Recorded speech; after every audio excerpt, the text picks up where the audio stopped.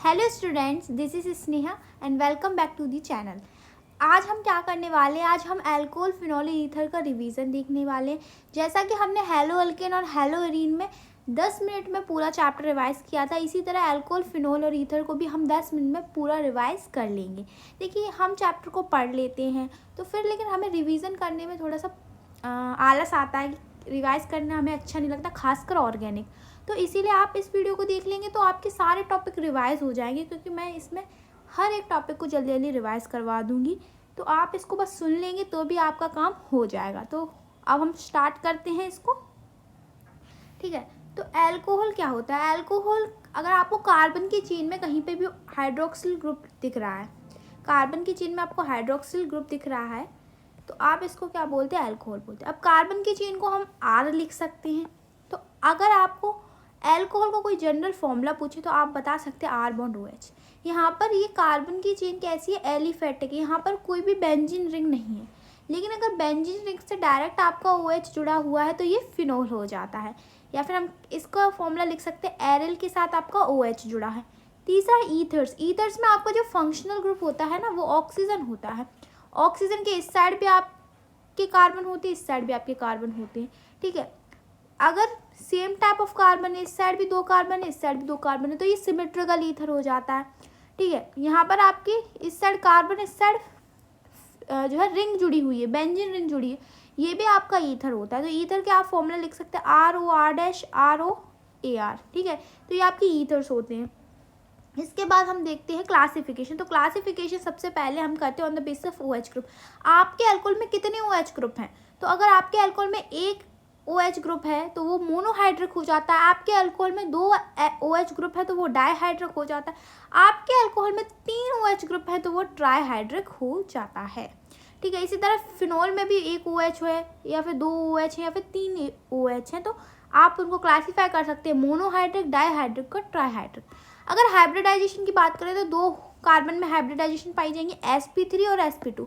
अगर sp3 है तो आपका एक केस एलाइलिक का हो सकता है, एक बेंजाइलिक का हो सकता है। एलाइलिक में जो OH ग्रुप जिस कार्बन से जुड़ा होता है वो फर्दर एक ऐसे कार्बन से जुड़ा होता है जो डबली बॉन्डेड कार्बन एटम से जुड़ा होता है।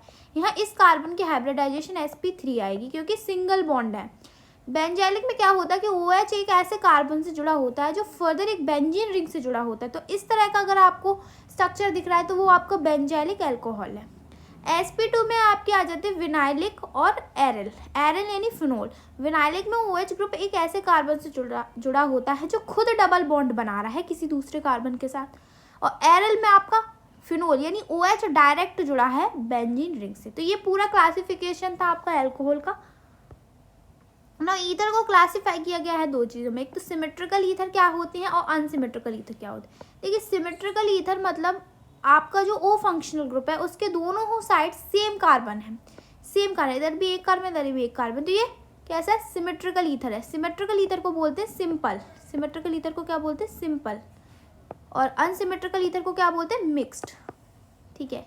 टाइपिंग एरर है, ठीक है। यहाँ पर ओ जो है आपका फंक्शनल ग्रुप, यहाँ पर ये 2 कार्बन से इस साइड जुड़ा है, यहाँ पर 2 कार्बन इस साइड जुड़ा है, तो ये सिंपल ईथर है, सिमेट्रिकल ईथर है। यहाँ पर इस साइड 4 कार्बन है, इस साइड 2 कार्बन, ये अनसिमेट्रिकल ईथर है, मिक्स्ड ईथर है। तो ये था ईथर्स का क्लासिफिकेशन। नाउ अब पढ़ते हैं इंपॉर्टेंट थिंग्स। यहाँ से क्वेश्चन बनते हैं प्रिपरेशन ऑफ अल्कोहल।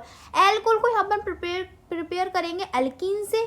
आपको याद रखना, फ्लो चार्ट अल्कीन से करेंगे, कार्बोनिल कंपाउंड से करेंगे और ग्रिग्नाल रिएजेंट से करेंगे। अल्कोहल को इन तीनों चीज़ों से प्रिपेयर करेंगे, अल्कीन, कार्बोनिल कंपाउंड, ग्रिग्नाल रिएजेंट।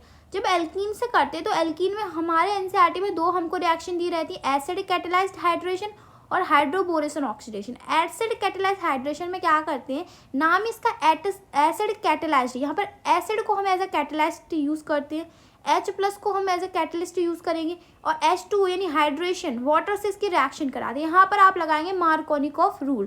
क्या लगाएंगे? Markovnikov rule. अगर हम बात करें हाइड्रोबोरेशन ऑक्सीडेशन, यहाँ पर हम डाइबोरेन से रिएक्शन कराते हैं। ये रिएजेंट आपको याद रखना, डाइबोरेन और H2O2 हाइड्रोजन परऑक्साइड, यहाँ पर प्योरली आपका एंटी मार्कोनिकॉफ रूल लगता है। अगर हम बात करें कार्बन कंपाउंड, हमें एल्डिहाइड और कीटोन से कराएंगे, तो एल्डिहाइड और कीटोन दोनों का हमें क्या कराना पड़ेगा? रिडक्शन कराना पड़ेगा। एल्डिहाइड रिड्यूस्ड होकर 1 डिग्री अल्कोहल देते हैं, ठीक है, और कीटोन रिड्यूस होकर 2 डिग्री अल्कोहल देते हैं। 1 डिग्री अल्कोहल क्या होते हैं कि OH ग्रुप एक ऐसे कार्बन से जुड़ा होता है जो फर्दर सिर्फ एक ही कार्बन से जुड़ा होता है, ये 1 डिग्री अल्कोहल होता है। यहाँ पर रिड्यूसिंग एजेंट हम क्या क्या ले सकते हैं, H2 प्लेटिनियम पैलेडियम निकल LiAlH4 NaBH4। LiAlH4 एक्सपेंसिव होता है और बहुत ही स्ट्रॉन्ग रिड्यूसिंग एजेंट होता है। ठीक है, अब बात करें ग्रिग्नाल रिएजेंट। अगर ग्रिग्नाल रिएजेंट हमें एल्डिहाइड पे डाल रहे हैं तो हमें 2 डिग्री अल्कोहल मिलेंगे। 2 डिग्री अल्कोहल मतलब OH ग्रुप एक ऐसे कार्बन से जुड़ा है जो फर्दर 2 कार्बन से जुड़ा है, तो ये 2 डिग्री अल्कोहल होता है। अगर वो 3 कार्बन से जुड़ा होगा तो 3 डिग्री अल्कोहल होगा। और यहाँ पे सिंगल बॉन्ड होते हैं, यानी ये sp3 हाइब्रिडाइजेशन का ही केस होता है। यहाँ पर बात करते हैं कीटोन। तो कीटोन अगर ग्रिग्नाल रिएजेंट के साथ रिएक्ट करेगा तो वो 3 डिग्री अल्कोहल देगा। आपको यहाँ पर याद रखना, क्वेश्चन बन सकता है कि फॉर्मल्डिहाइड अगर ग्रिग्नाल रिएजेंट के साथ रिएक्ट करेगा तो क्या देगा, तो यहाँ 1 डिग्री देगा। क्या देगा, 1 डिग्री।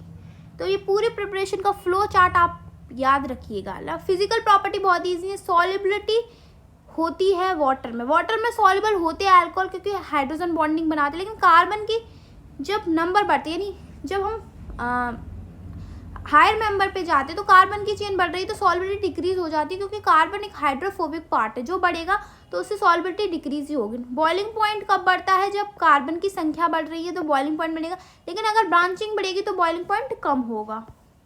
आई होप यहाँ तक आपको क्लियर होगा। अब यहाँ से इंपॉर्टेंट चीज़ की बात करते हैं, केमिकल प्रॉपर्टी।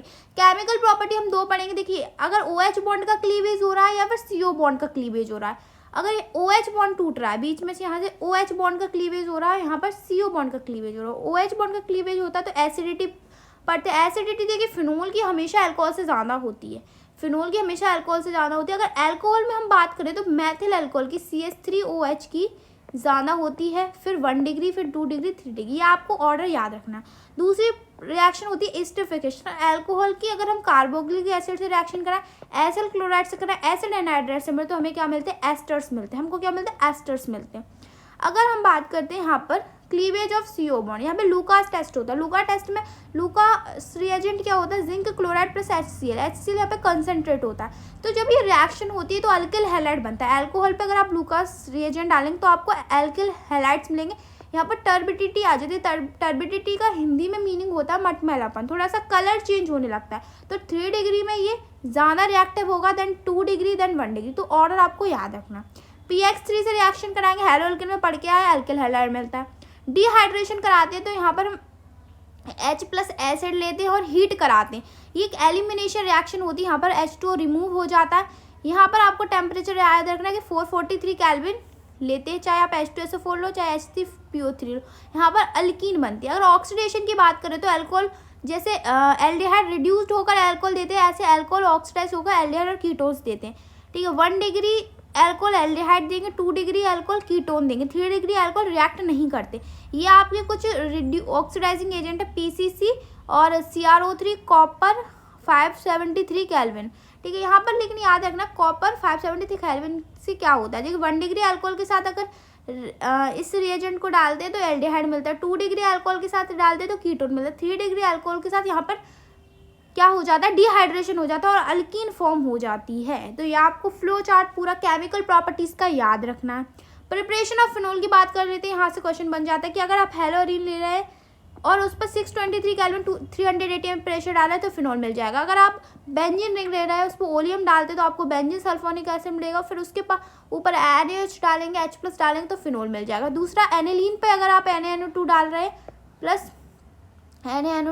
हैं प्लस H2O तो यहाँ से आपको मिल जाता है क्या, NaNO2 प्लस HCl। तो यहाँ से आपको HNO2 मिल जाता है और 0 से 5 डिग्री C टेम्परेचर या 273 से 278 केल्विन टेम्परेचर तो बेंजीन डायोजोनियम सॉल्ट मिलता है, जिस पर आप वार्म वाटर डालेंगे तो फिनोल मिल जाएगा। फिर क्यूमीन बोलते हैं आइसोप्रोपिल बेंजीन। जब इस पर ऑक्सीजन डालते हैं तो हमें इस तरह का स्ट्रक्चर मिलता है। यहाँ से आपका एसीटोन निकल जाता है और आपको फिनोल मिल जाता है। यहाँ पर एसीटोन काफ़ी लार्ज अमाउंट में निकलता है। तो ये 4 प्रॉपर्टी फिनोल्स की याद रखनी है। रिएक्शन ऑफ फिनोल इंपॉर्टेंट है। कोल्बे रिएक्शन में आप फिनोल को NaOH से रिएक्शन कराएंगे, सोडियम फेनॉक्साइड मिलेगा, जिस पे CO2 और H+ से रिएक्शन कराएंगे तो सैलिसाइक्लिक एसिड मिलेगा। फिर रीमर टीमर रिएक्शन, ये दोनों इंपॉर्टेंट रिएक्शन है, नेम रिएक्शन है। फिनोल पर अगर NaOH और आप क्लोरोफॉर्म डालें CHCl3 तो आपको सैलिसल्डिहाइड मिलेगा। जिंक डस्ट, अगर फिनोल पर जिंक डस्ट डालेंगे तो बेंजीन मिल जाती है। उसके बाद बात करते हैं इलेक्ट्रोफिलिक सब्स्टिट्यूशन रिएक्शन में। सबसे पहले नाइट्रेशन की बात करते हैं। अगर आप फिनोल पर कंसनट्रेट HNO3 डाल रहे हैं तो आपको पिक्रिक एसिड मिलेगा, 2,46 ट्राइनाइट्रोफिनोल मिलता है। लेकिन अगर आप डाइल्यूट डाल रहे हैं, यहाँ पर कंसनट्रेट लिया था, यहाँ पर डाइल्यूट डालेंगे तो ऑर्थो नाइट्रोफिनोल और पी नाइट्रोफिनोल मिलता है। पी हमेशा मेजर रहेगा, लेकिन इन दोनों में से आप सेपरेट कर सकते हैं इनको, हाँ तो ईजिली आप सेपरेट कर पाएंगे, क्योंकि ओ नाइट्रोफिनोल होता है स्टीम वोलेटाइल, क्योंकि इसमें होती है इंट्रामोलिकुलर हाइड्रोजन बॉन्डिंग, और पी नाइट्रोफिनोल वोलेटाइल नहीं होता क्योंकि इसमें होती है इंटरमोलिकुलर हाइड्रोजन बॉन्डिंग। तो स्टीम डिस्टिलेशन की मदद से आप दोनों को अलग कर पाएंगे। ओ नाइट्रोफिनोल जो है वो वॉलेटाइल है तो वो भाप बन के उड़ जाएगी, और पी नाइट्रोफिनोल आपको मेजर प्रोडक्ट मिल जाएगा। हेलोजिनेशन कराएंगे, अगर ब्रोमीन वाटर से रिएक्शन करा रहा है तो 2,46 ट्राइनाइट्रोफिनोल मिलेगा, लेकिन अगर ब्रोमीन से रिएक्शन करा रहा है, क्लोरोफॉर्म ले रहा है या CS2 ले रहा है तो ऑर्थो पैरा डायरेक्टिंग आपको प्रोडक्ट्स मिलेंगे जिसमें पी वाला हमेशा मेजर रहेगा। अब बात करते हैं, ये आपका फ्लो चार्ट है, इसको आप देख लीजिएगा। ऑक्सीडेशन, लास्ट जो रिएक्शन है फिनोल की ऑक्सीडेशन, अगर फिनोल पर आप Na2Cr2O7 डाला है H2SO4 तो यहाँ पर ऑक्सीडाइज्ड होगा, ये बेंजोक्विनोन देता है जिसका स्ट्रक्चर ये है। तो Kolbe reaction, Reimer Tiemann, zinc dust से reaction, electrophilic substitution and oxidation, ये आप फ्लो चार्ट देख लेंगे। ठीक है, लास्ट है ईथर। ईथर को कैसे प्रिपेयर करें, तो दो इसकी प्रिपरेशन है और दो इसकी केमिकल रिएक्शन है। तो प्रिपेयर करने के लिए आप डिहाइड्रेशन कर सकते हो। तो डिहाइड्रेशन तो हमने पीछे भी पढ़ा था, जब हम अल्कोहल को डिहाइड्रेट कर रहे थे तो वहाँ पर हम 443 केल्विन टेम्परेचर लेते थे। यहाँ पर आपको याद रखना 413 केल्विन टेम्परेचर लेंगे, और यहाँ पर हमेशा सिमेट्रिकल ईथर्स बनेंगे। विलियम ईथर सिंथेसिस में आप एक अल्किल हैलाइड लेंगे और एक आप लेंगे सोडियम अल्को ऑक्साइड। तो यहाँ पर आपको मिल जाता है अनसिमेट्रिकल भी और सिमेट्रिकल, दोनों टाइप के ईथर्स मिल जाते हैं, पर कंडीशन ये है कि अल्किल हैलाइड हमेशा 1 डिग्री ही होगा and sodium alkoxide 1 degree, 2 degree, 3 degree कुछ भी हो सकता है।